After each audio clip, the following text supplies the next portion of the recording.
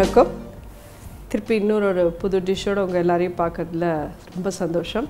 புதுசு இல்லை, அது பழசு தான். தேங்காய் சாதம், எலுமிச்சம்பழ சாதம். முன்னாடியே ஆடி 18க்கோசரம் கல்கண்டு சாதம் பண்ணிட்டேன், புளியஞ்சாம் பண்ணிட்டேன். இப்போ தேங்காய் சாதமும் எலுமிச்சம்பழ சாதமும் ஒரே இதில் பண்ணி காமிச்சிடுறேன். நிறைய பேருக்கு தெரியும், இது ஒன்றும் பெரிய கம்ப விசித்திரம் இல்லை. ஜஸ்ட் எனக்கு தெரிஞ்ச இதில் நான் அதை சொல்லித்தரேன் உங்களுக்கு. பண்ண ஆரம்பிக்கலாம். ஒரே ஒரு ஸ்பூன் நெய் விட்டுக்கலாம். தேங்காய் சாதத்துக்கு தேங்காய் எண்ணெய் தான் மெயினாக. 2 ஸ்பூன் தேங்காய் எண்ணெய் விட்டுருக்கேன். கடுகு 1/2 ஸ்பூன் போடுறேன்.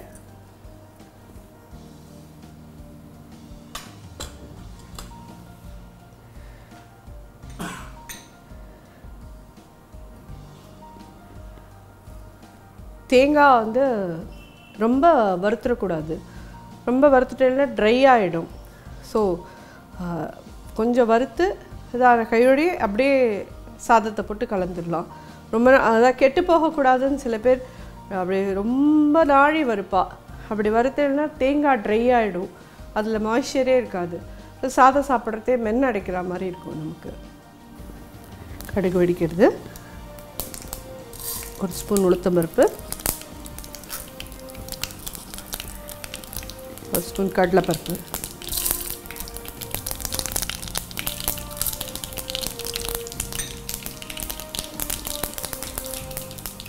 முந்திரி பருப்பு உங்களுக்கு எவ்வளோ தேவையோ அவ்வளோ.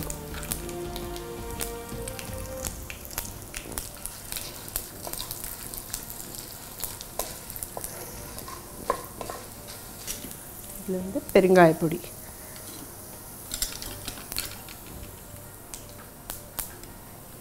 கால் ஸ்பூன் பெருங்காயப்பொடி,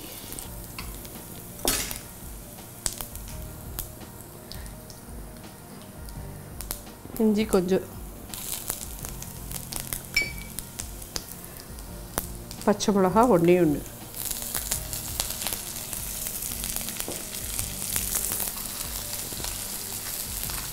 வத்த மிளகா 4 போடுறேன்.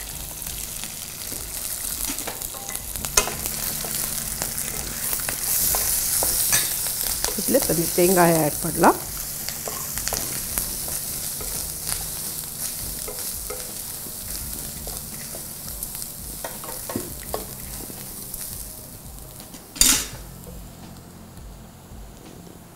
கருவேப்பிலை,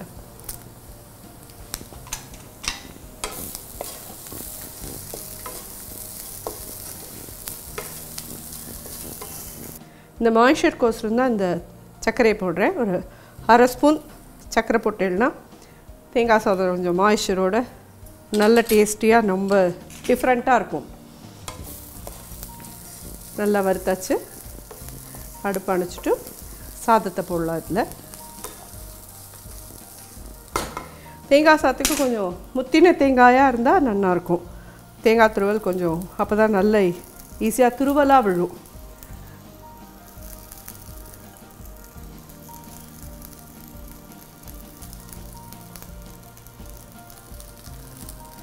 இது வந்து ஒரு அழகு சாதம். இதுக்கு நான் ஒரு தேங்காய் யூஸ் பண்ணியிருக்கேன். டிஷ்க்கு தேவையான உப்பு, மேலே கொஞ்சம் 2 ஸ்பூன் தேங்காய் எண்ணெய் விடணும். கலந்த சாதத்துக்கெல்லாம் எப்பயுமே கொஞ்சம் சாதம் உதிரியாக இருந்தால் தான் நல்லாயிருக்கும்.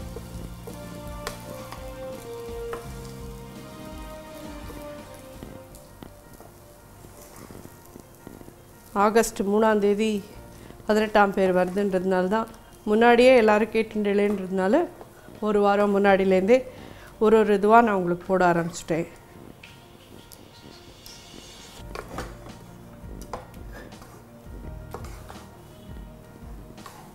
அடுப்பை அணைச்சிட்டு தான் நான் அதை சாதத்தை கலக்கிறேன். ஏன்னா சூடோடையே இருந்தால் இன்னும் சாதம் வரையாக ஆகிடும். ரெடி ஆகிடுது போது.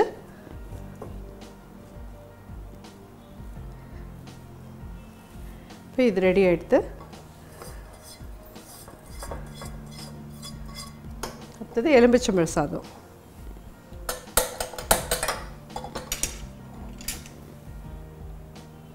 இதுக்கு நல்லெண்ணெய் தான் யூஸ் பண்ணணும்.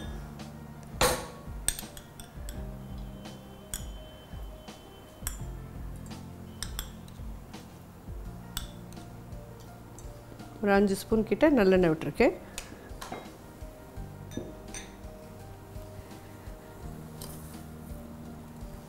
கடுகு 1/2 டீஸ்பூன் போடுறேன். முன்னாடியே சொன்ன மாதிரி நிலக்கடலை கடுகு வெடிக்கிறதே போட்டுடுறேன். ஏன்னா அப்போ தான் அது வறுபடும்.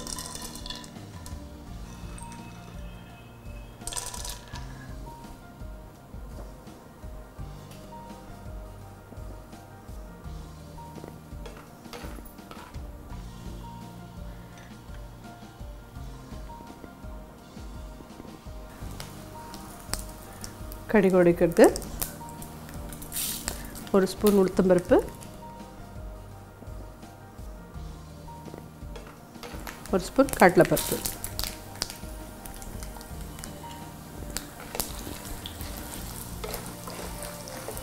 முந்திரி பருப்பு ஆப்ஷனல், வேணுங்கிறவா போடுங்க.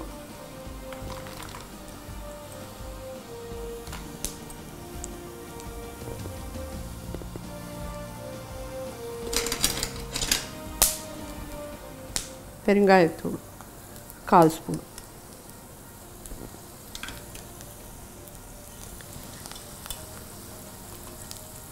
மஞ்சப்பொடி ஒரு 1/2 டீஸ்பூன் கிட்ட போட்டுடணும்.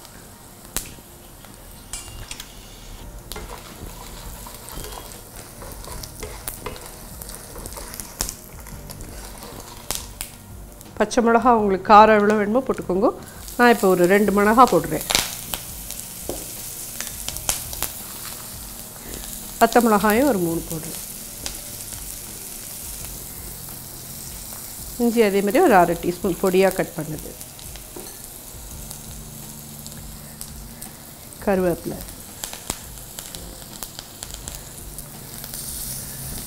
இப்போ அடுப்பை அணைச்சிடுறேன். இதெல்லாம் நல்லா சேர்ந்து இதாகிடுச்சு.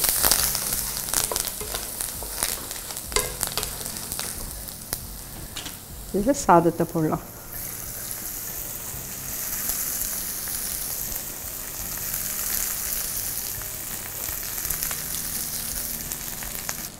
இதில் அடிஷ்னலாக நான் ஒன்று ஆட் பண்ணுறேன்.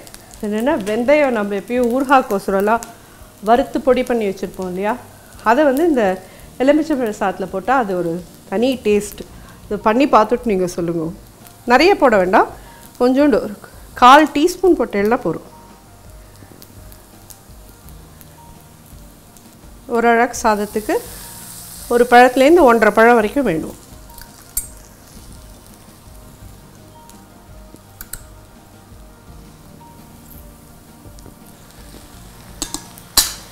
பார்த்துட்டு புழிஞ்சுக்கோங்க கொஞ்சம் வேணும்னா. ஏன்னா உடனே சாப்பிட்டு பார்த்தோன்னா கரெக்டாக இருக்கிற மாதிரி இருக்கும்.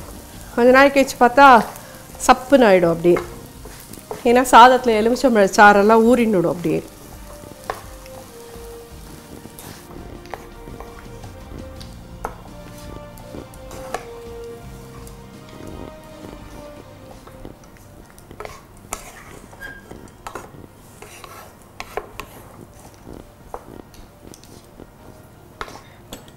மேலே கொத்தமல்லியும் தூவிடலாம்.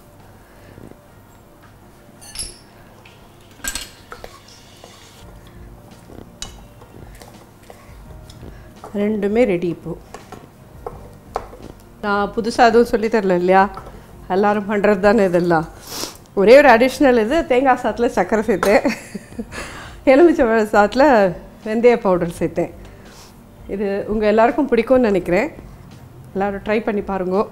இது மாதிரியும் பண்ணி பார்த்துட்டு எனக்கு கமெண்ட் சொல்லுங்க, லைக் பண்ணுங்க, ஷேர் பண்ணுங்க இந்த வீடியோவை, சப்ஸ்கிரைப் பண்ண சொல்லுங்கள் உங்கள் ஃப்ரெண்ட்ஸ் எல்லாரையும். இதை பார்த்துட்டு நீங்கள் சொல்கிற கமெண்ட்கோசரம் நான் வெயிட் பண்ணிட்டுருக்கேன். நன்றி, வணக்கம்.